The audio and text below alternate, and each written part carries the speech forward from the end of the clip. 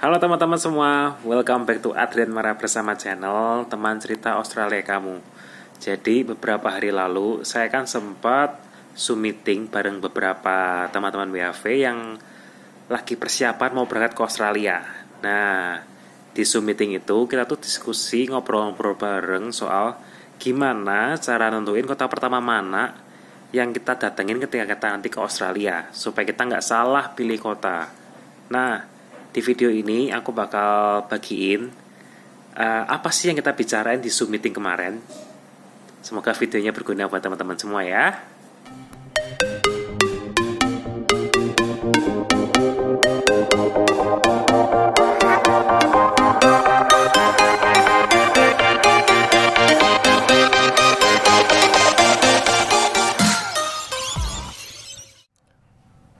Pertama ke Australia, enaknya ke kota apa ya?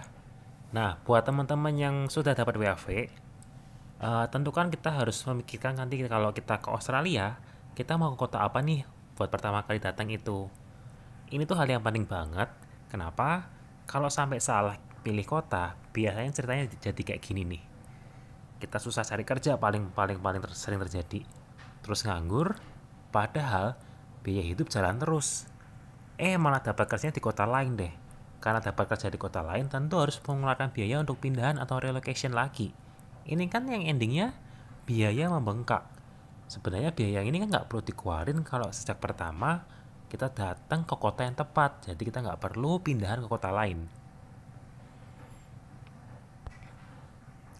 Nah, lalu pertimbangannya apa aja untuk menentukan kota mana nih yang pertama kita datangin ketika kita ke Australia? Pertama, kalian sudah dapat job offer belum?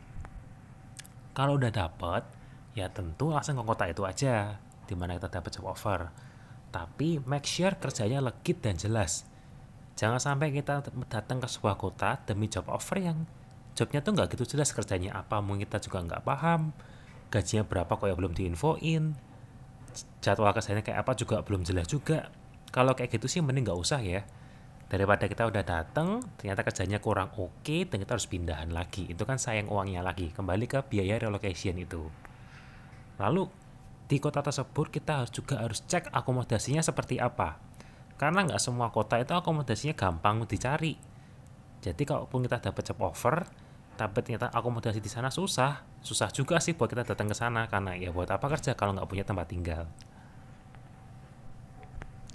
Lalu yang berikutnya, cek transportasi ke kota tersebut, gimana caranya ke sana. Lalu jangan lupa juga buat cek transportasi buat daily life, seperti kita berangkat dan pulang kerjanya gimana, dan juga buat belanja lah minimal tuh seperti apa. Ada public transport nggak? Atau harus beli mobil ternyata? Kalau ternyata harus beli mobil dan kita ternyata nggak punya mobil kan repot juga ya. Lalu, nih, yang sering aku bilang dari tadi ya, siapkan dana buat relocate. Kalau amit-amit kerjaannya nggak oke, atau kita mungkin nggak kuat sama kerjaannya, capek banget terlalu fisik dan kita belum kuat gitu ya, kan amit-amit kita harus pindah kerja tuh, mungkin harus pindah ke kota lain, dan tentu untuk pindah ke kota lain perlu dana untuk relocate. Yang berikutnya, kita punya teman nggak atau keluarga di Australia? Kalau punya, ya kita bisa tanya ke mereka, apakah di kota mereka sekarang cocok buat didatangin di waktu-waktu ini? Bagaimana peluang kerjanya? Ada banyak nggak peluang kerja? Kalau misalnya belum ada di saat ini, biasanya kapan tuh mulai ramai kerjaan? Dan tentu, apakah mereka bisa bantu kita buat settling down, seperti info akomodasi, atau bisa membantu kita cari mobil juga? Kalau ada teman atau keluarga kita di Australia di kota tertentu, kan mereka bisa membantu juga sih. Jadi kita bisa jadi pertimbangan buat pergi ke kota tersebut untuk pertama kali. Nah, atau bahkan mereka bisa bantu ngereferensiin kerja nggak? Kalau bisa, ini oke banget. Karena buat anak baru, salah satu cara paling gampang buat dapat kerja ya berupa referensi dari orang yang sudah ada di Australia. Nah, tapi masalahnya, kebanyakan dari kita tuh kan biasanya nggak punya dua-duanya. Belum punya job offer dan nggak punya teman atau keluarga di Australia. Jadi kita harus mencari sendiri kota pertama mana yang mau kita hampirin ketika kita ke Australia dengan visa working holiday. Nah, ini sekilas peta negara Australia. Australia tuh ada 8 state atau 8 provinsi, yaitu Western Australia, Northern Territory, South Australia, Queensland, New South Wales, Victoria, Tasmania, dan the Australian Capital Territory. Nah, kan gede banget tuh ya.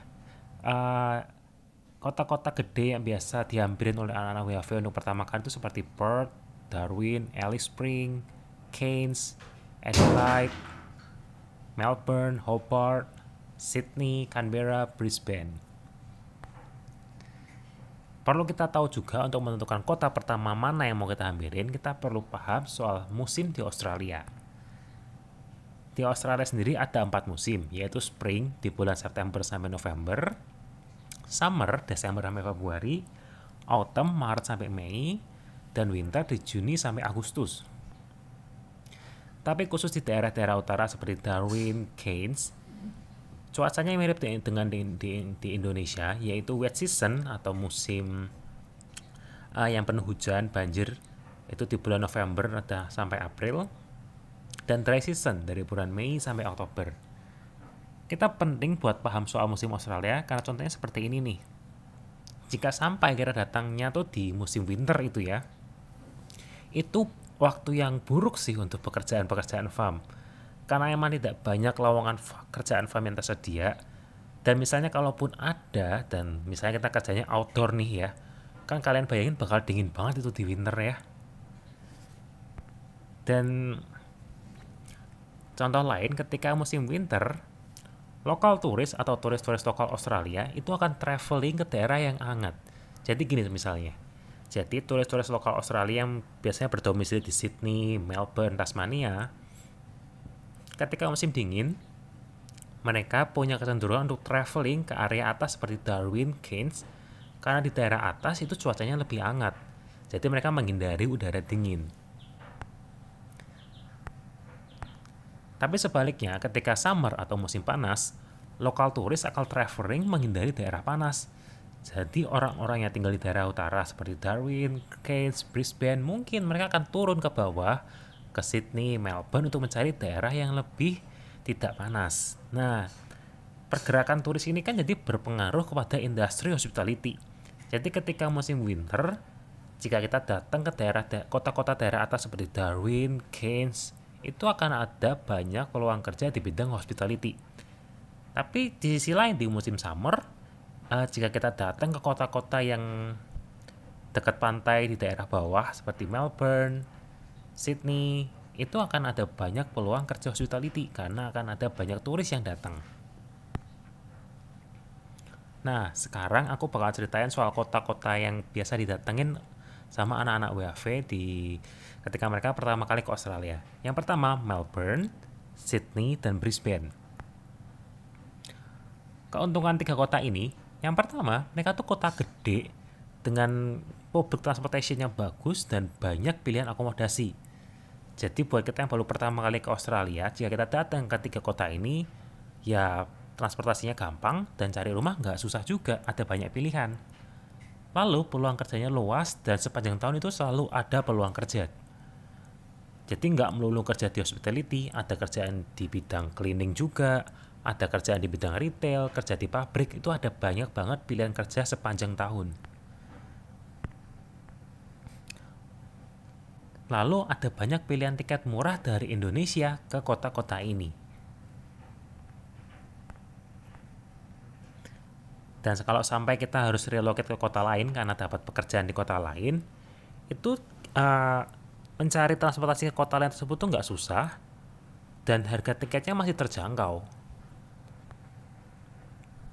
Dan yang nggak kalah penting juga, di kota-kota penting ini tuh banyak komunitas orang-orang Indo. Nggak melulu anak WHV, bahkan ada orang-orang yang sudah PR ataupun para pemegang student visa. Jadi kan kita bisa mendapat banyak kenalan, banyak mendapat informasi, banyak mendapat koneksi juga ketika kita datang ke kota-kota ini. Nah, tapi kekurangannya, suhu di Melbourne dan Sydney itu cukup berbeda dibanding Indonesia, terutama kalau musim dingin ya. Jadi kalau kita pertama kali ke Sydney dan Melbourne di musim dingin, mungkin agak sedikit kaget dengan suhunya yang lumayan dingin. Tapi jika di Brisbane sih nggak terlalu dingin jika dibandingin Melbourne dan Sydney. Di kota ini juga itu tidak bisa second year. Jadi kalau kita mau mengejar syarat second year langsung, ya mohon maaf nih, di kota-kota ini nggak bisa. Kesimpulannya, kota Melbourne, Sydney, Brisbane ini cocok sebagai kota pertama untuk adaptasi, cari info, sambil menunggu untuk kita mendapat kerjaan lain yang kita incar di kota lain. Nah, lalu yang berikutnya, Adelaide, Perth, dan Canberra. Ketiga kota ini mirip dengan Melbourne, Sydney, Brisbane, tapi dalam level yang lebih kecil. Yang artinya seperti ini. Public transport bagus, tapi ya tidak sebagus Melbourne, Sydney, Brisbane. Peluang kerja banyak, tapi ya tidak sebanyak Melbourne, Sydney, Brisbane. Mereka mirip, tapi dalam level yang lebih kecil. Kekurangannya, sama seperti Melbourne, Sydney, Brisbane, mereka juga tidak bisa untuk kerjaan second year. Dan lebih dari itu, pilihan kerja farm di sekitar kota-kota ini juga nggak gitu banyak. Bukan berarti nggak ada, tapi nggak banyak. Khusus untuk Perth, di Western Australia, itu kalau kita lihat di peta, dia kan terletak di pucuk, di barat itu ya sih. Jadi terletaknya sangat jauh dari kota besar atau state lain. Jadi jika kita mau relocate, kalau kita dapat kerjaan di kota lain itu biaya untuk pindahan lumayan besar. Biaya untuk beli tiket pesawatnya itu lumayan mahal.